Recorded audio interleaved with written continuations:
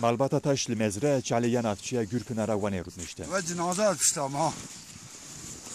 10 kilometre mi cenaze ettirdi. Jiber ku rêgirtî bû kurê xwe nexweş nikarbûn biherin nexweşxanê. Malbat li mala xwe li benda xebatkarên tenduristiyê bûn û bêhêviya ku doktor were mala wan sekînîn.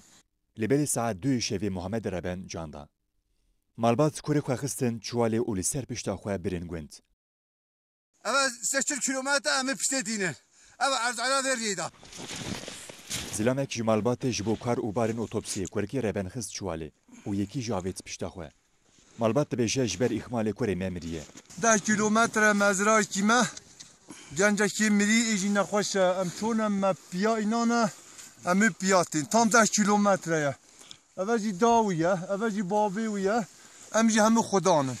Walîtiya wanê jî diyar kir derbarê bûyerê da lê Persîn dest pê kiriye.